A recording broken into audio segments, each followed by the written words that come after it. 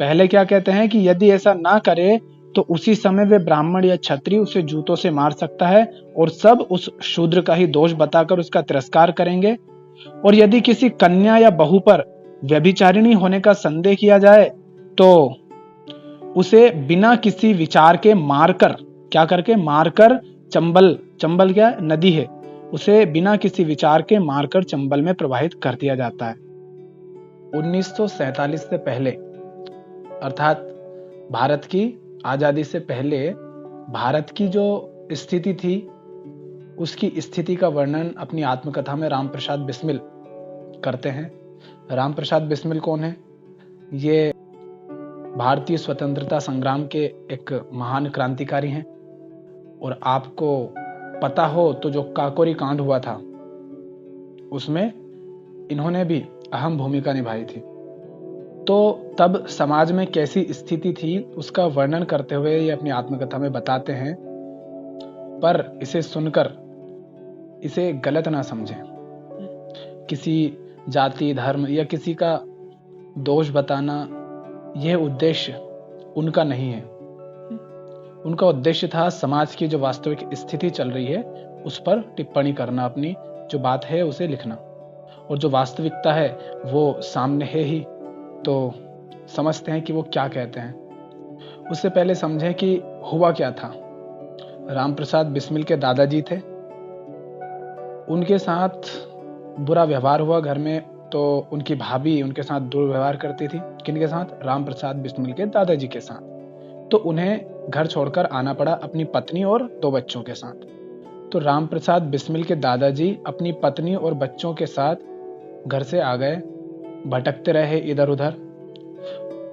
उन्हीं 2 बच्चों में से एक जो थे वो रामप्रसाद बिस्मिल के पिताजी थे। तो रामप्रसाद बिस्मिल के दादाजी, दादी जी और उनके 2 बच्चे, अर्थात रामप्रसाद बिस्मिल के पिताजी और इनके चाचा जी, भटक रहे हैं इधर उधर। रहने को नहीं है, खाने को नहीं है, पहनने को नहीं है, कुछ नहीं है इनके पास।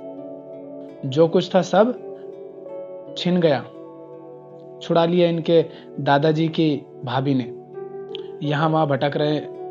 और भारत की जो स्थिति थी उस समय, उसके अनुसार वहाँ पर इन्हें कहीं रहने की जगह भी नहीं मिल रही। लोग काम भी नहीं दे रहे थे इनको, तो क्योंकि सब यही सोचते हैं ना कि पता नहीं कौन है। तो इसी तरह वो भटकते रहे, फिरते रहे। फिर अनेक प्रयत्न करने के पश्चात एक शाहजहांपुर नाम का एक गांव था। शाहजहांपुर में एक महोदय रहते थे। उनकी दुकान पर इनके दादाजी को नौकरी मिल गई। कैसी नौकरी? जिसमें 3 रुपए इनको महीने के मिलते थे। अब समझ ही सकते हो कि 3 रुपए कितने होते हैं आज के हिसाब से। आज की तुलना में उस समय के 3 रुपए ज्यादा थे, किंतु फिर भी इतने ज्यादा नहीं थे कि इन 4-5 लोगों का जीवन निर्वाह हो सके। तो समझ ही सकते हैं कि 3 रुपए में ये सब 4-5 प्राणियों का जीवन निर्वाह कैसे हो सकता है। पर इनकी जो दादी जी थी रामप्रसाद बिस्मिल की, वो बड़ी क्रांतिकारी सोच की थी, बड़े ऊंचे उनके विचार थे। पर चूंकि समय ही ऐसा था, तो दादी जी ने भी बहुत प्रयत्न किया। क्या? कि अपने आप केवल एक समय वो भी आधे पेट भोजन करके बच्चों का पेट पाला जाए, किंतु फिर भी निर्वाह नहीं हो सका। तो फिर क्या करते? बाजरा का, फिर कुकनी नाम की कुछ चीज होती है, सामा, ज्वार, इन सब को खाकर दिन काटने लगे। ये सब बड़ी मुश्किल से दिन गुजरते थे। और जो भी सस्ते से सस्ता सब्जी होती उसमें थोड़ा बहुत अनाज रहता, उसका आटा मिला लेते, थोड़ा बहुत नमक डाल लेते और ऐसे कर करके खाते। माने बहुत गरीबी थी उस समय। खाने को नहीं था, रहने को नहीं था, पहनने को नहीं था। बड़ी मुश्किल से थोड़ा बहुत हो जाता, उसको भी एक समय खाते, वो भी आधा पेट भर के। इस तरह से इनके दादाजी और जो उनके 2 बच्चे थे वो गुजारा कर रहे थे। इसी तरह से दादाजी भी समय व्यतीत करते थे। बड़ी कठिनाई से आधे पेट खाकर दिन तो उनका कट जाया करता था, पर रात में तो पेट में घोंटू दबाकर रात काटना कठिन हो जाता था। भूखा इंसान है तो उसे नींद थोड़ी ना आएगी इतनी आसानी से। अब चूंकि इनके पास पैसा था नहीं, पर ये ब्राह्मण जाति से थे। रामप्रसाद बिस्मिल पंडित थे, तो इनके दादाजी और इनके पिताजी ये भी वही थे। पर इनकी हालत ऐसी थी। वस्त्र और रहने के स्थान का किराया ये लाते कहाँ से? तो दादाजी ने सोचा कि भले ही घरों में मजदूरी मिल जाए, पर ये कहाँ से आए थे? अपना घर वर छोड़ दिया था क्योंकि इनको भगा दिया गया था। अब ये कहीं और जाकर रह रहे थे, तो जहां जाकर रह रहे थे वहां तो सबके लिए अनजान थे ना। अब अनजान व्यक्ति को देखकर आप बता नहीं सकते कि ये कौन सी जाति का है, कौन से धर्म का है, चाहे वो कुछ भी कहे। तो ऐसा भी नहीं था कि ये पंडित कह करके अपना कुछ फायदा करवा लें। अनजान व्यक्ति का, जिसकी भाषा भी अपने देश की भाषा से ना मिलती हो, भले घरों में, इन पर कौन विश्वास करता।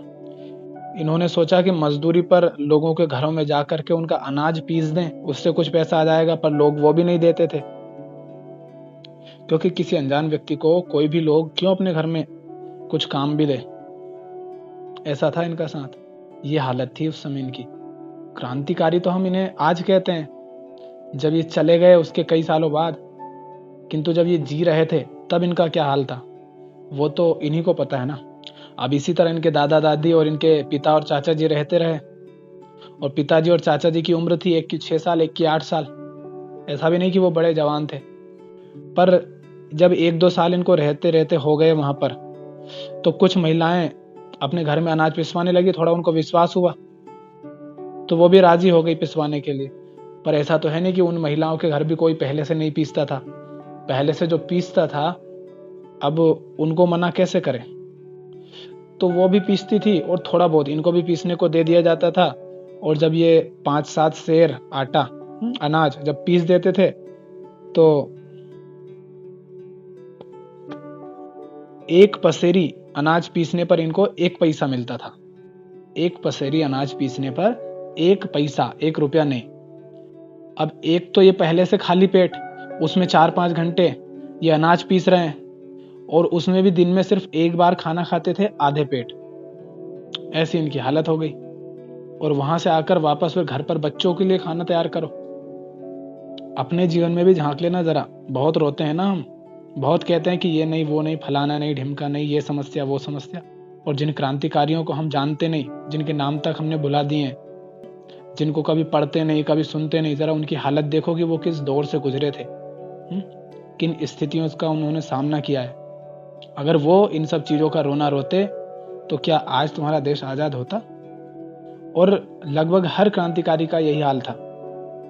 आज हमारे पास रहने को होता है, पहनने को होता है, खाने को होता है, बस मेहनत करनी पड़ती है। हम मेहनत नहीं करना चाहते, हम उसके नाम पर रोते हैं।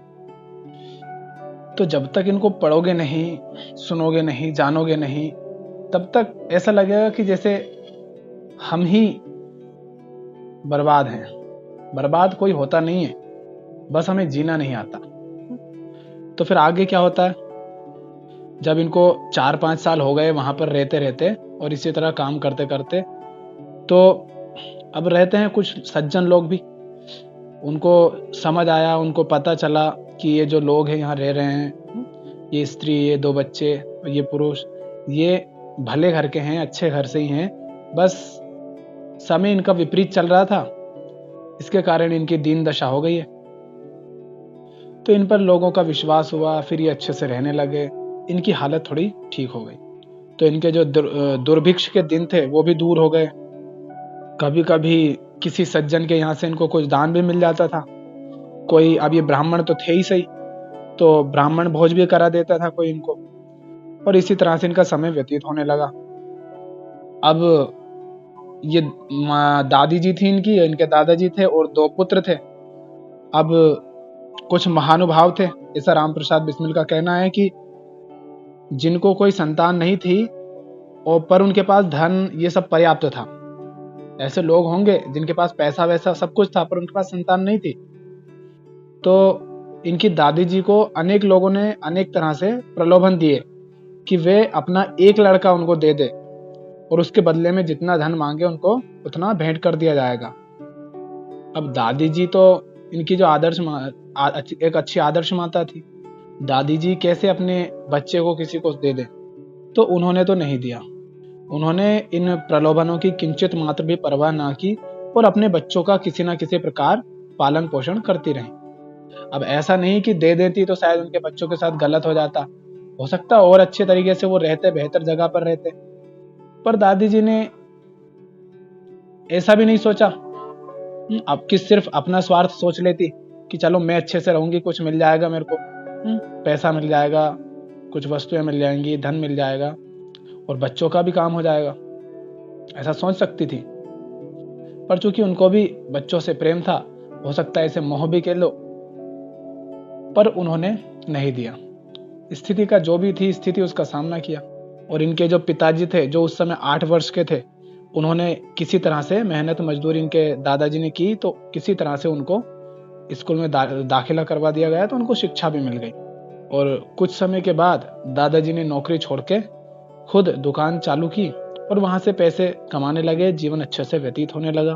पर राम प्रसाद बिस्मिल कहते हैं कि इन सब का श्रेय दादी जी को ही जाता है, क्योंकि जिस साहस तथा धैर्य से उन्होंने काम लिया, वह वास्तव में किसी देवी शक्ति की सहायता ही कही जाएगी।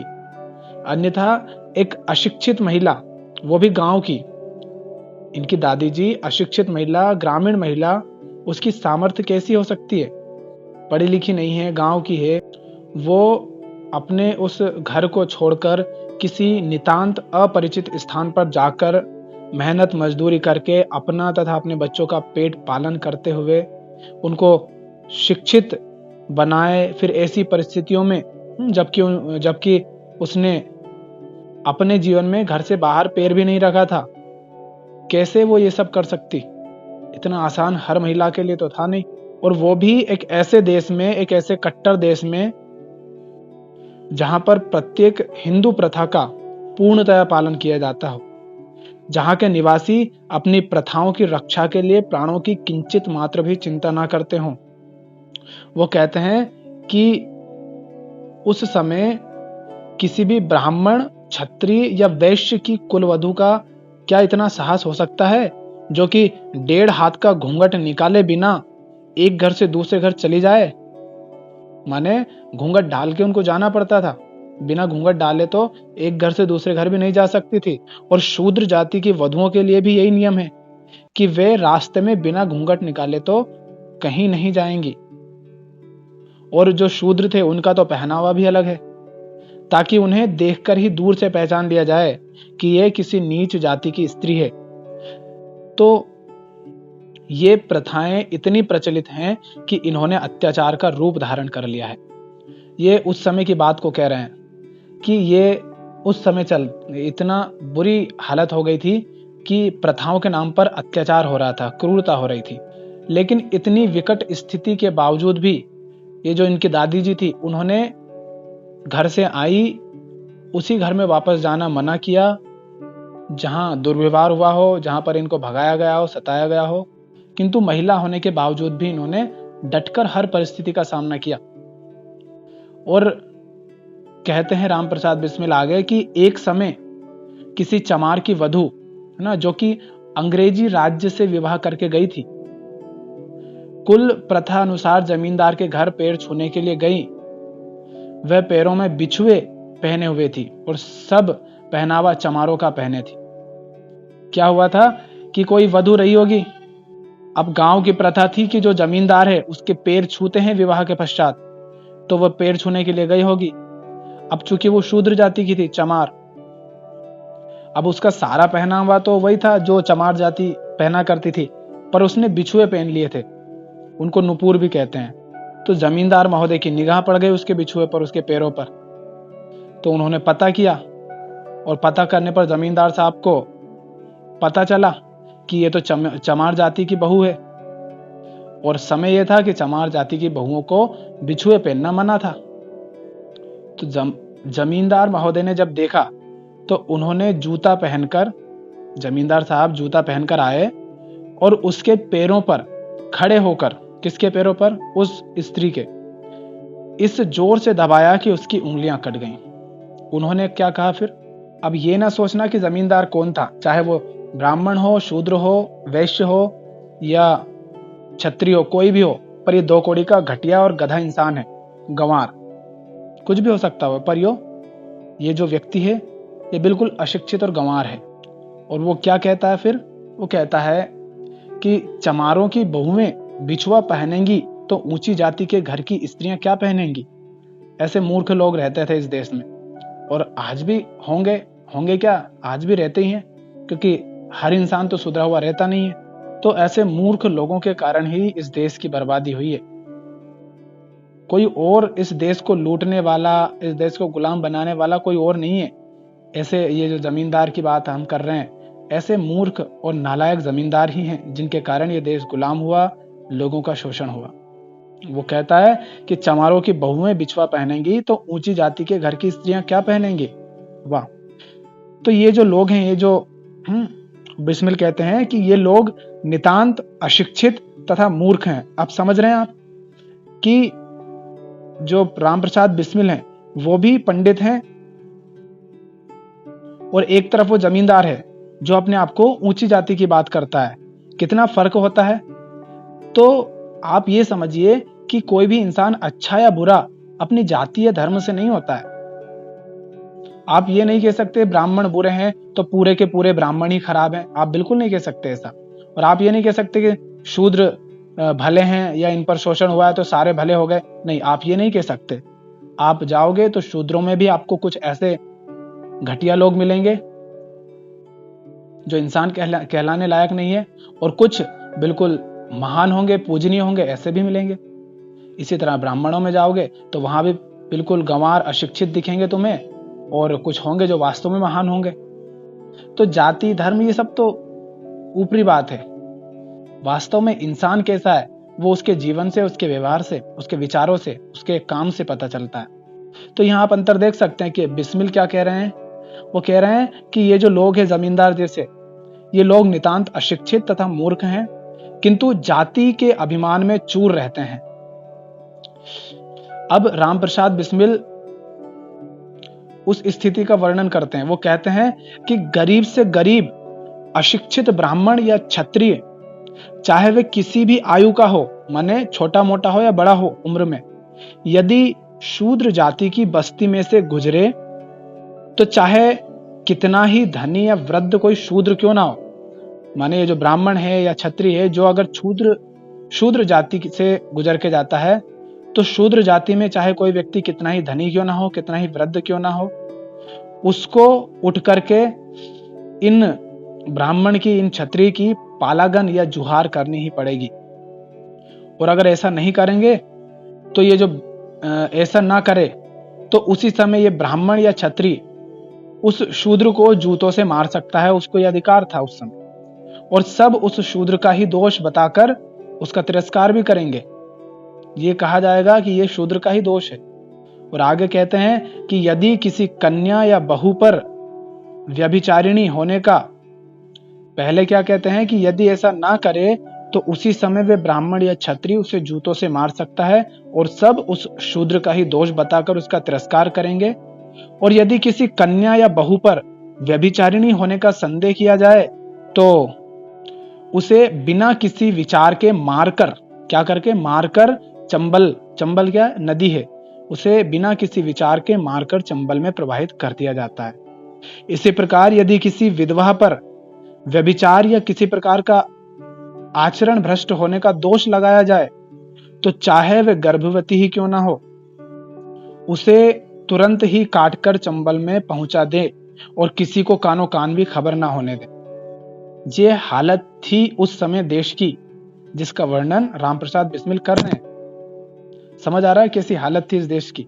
तो बताओ फिर बाहरी आक्रमणकारी क्यों तुम्हारे देश को नहीं लूटेंगे, नहीं मारेंगे। देश के अंदर ही अगर दीमक लगी हुई हो तो बाहर से कोई छोटा सा हथौड़ा भी मारे तो कमर तो टूटेगी ना। और कहते हैं कि कानो कान भी खबर ना होने दे। वहां के मनुष्य भी सदाचारी होते हैं, सबकी बहू बेटी को अपनी बहू बेटी समझते हैं। देख रहे हो, सबकी बहू बेटी को अपनी बहू बेटी समझते हैं। स्त्रियों की मान मर्यादा की रक्षा के लिए प्राण देने में भी नहीं हिचकिचाते। तो एक तरफ तो ये बात भी की जा रही है, दूसरी तरफ जरा सा कुछ ऐसा हुआ तो काटकर मारकर फेंक दिया जाता है। इस प्रकार के देश में विवाहित होकर सब प्रकार की प्रथाओं को देखते हुए भी इतना साहस करना ये दादी जी का ही काम था। माने रामप्रसाद बिस्मिल कह रहे हैं कि ये सब स्थिति थी महिलाओं की, उसके बाद भी दादी जी का साहस देखिए कि 2 बच्चों को लेकर दादाजी के साथ भटक रही हैं, फिर रही हैं, उनका लालन पालन कर रही हैं, उनको शिक्षाएं दिलाई, बड़ी मेहनत करके उनको खिलाया पिलाया। तो यहाँ वे अपनी दादी के साहस की सराहना करते हैं कि ये साहस तो दादी जी ही कर सकती थी हमारी। तो उस समय की क्या स्थिति थी वो हमको थोड़ा सा पता चलती है जब हम इनको पढ़ते हैं, क्योंकि अपने आप तो हमें पता चलेगा नहीं। हम तो आज अपनी हालत थोड़ी सी खराब हो जाती है तो कहते हैं कि देखो कैसी स्थिति है, हम उसे ठीक नहीं करते, हम उसे समझने का प्रयास नहीं करते, हम रोने लगते हैं। मनुष्य हुए हैं जो इससे भी बुरी स्थिति में रहे हैं, जिए हैं, मेहनत की है, और इसी स्थिति से निकलकर रामप्रसाद बिस्मिल भी आए हैं, उनके दादा, उनके पिता। और आज हम उन्हें क्रांतिकारी के रूप में जानते हैं, पर यही अगर उनको क्रांतिकारी के रूप में नहीं जानते होते तो भले ही उन्होंने देश के लिए कितना ही कुछ किया हो, उनको एक धोखेबाज, लुटेरा, गद्दार, हत्यारा कहकर भुला दिया जाता। तो ये तो हमारे ऊपर है कि हम जीते जी किसी के काम को पहचान पाते हैं या नहीं। हमारे आसपास लोग होते हैं, कुछ लोग होते हैं जो वास्तव में सही काम कर रहे होते हैं, पर हम देख नहीं पाते। कोई व्यक्ति अगर वास्तव में सही काम कर रहा होता है तो हम उसके खिलाफ खड़े हो जाते हैं और अपनी झूठी प्रथाओं को, परंपराओं को मान्यता देने के लिए, उनको बचाए रखने के लिए लड़ मरते हैं, जो कि मूर्खता के अलावा और कुछ नहीं है। तो जो हुआ, जैसा हुआ, आज तक हुआ है, पर अब हमें समझ आ जानी चाहिए कि हमें इन सब चीजों से बाहर रहना है। ऐसा जीवन नहीं जीना जहां किसी को छोटा या बड़ा समझा जाए, ऊंचा या नीचा समझा जाए, क्योंकि सब मनुष्य हैं। और ये आप तभी कर पाओगे जब आप सिर्फ अपने स्वार्थ के लिए नहीं जीते हो। जब आप सिर्फ अपना सोचते हो, अपने घर का, अपने परिवार का सोचते हो, तो उसमें क्या होता है कि तुम अपने भले के लिए दूसरे का बुरा कर जाते हो। और इसी तरह जब हर व्यक्ति ऐसा सोचता है तो पूरा समाज, पूरा देश बिखर जाता है, टूट जाता है, शोषण होता है, अत्याचार होता है। अब ऐसी स्थिति में अगर कोई व्यक्ति क्रांतिकारी हो जाए तो उसको तो उसके घर वालों को रोक लेना चाहिए कि देखो अपनी हालत खराब है, ऐसी है, वैसी है, तुम्हें सही काम में नहीं लगना चाहिए, निस्वार्थ मेहनत, निस्वार्थ कर्म नहीं करना चाहिए। पर फिर भी भगत सिंह जैसे, रामप्रसाद बिस्मिल जैसे, सुखदेव, राजगुरु जैसे और भी जो अनेक हुए हैं, इन सब जैसे जो क्रांतिकारी हैं वो निकल कर आते हैं, चाहे घर की स्थिति कैसी ही रही हो, क्योंकि ये स्वार्थी नहीं है, ये देश का, दुनिया का, लोगों का कल्याण चाहते हैं। तो अपने जीवन में उस निष्कामता को, उस निस्वार्थता को लाइए, जहां आप सिर्फ अपना ना सोचे, आप हर व्यक्ति का भला चाहें और जिसमें ज्यादा से ज्यादा लोगों का भला हो वो काम करें।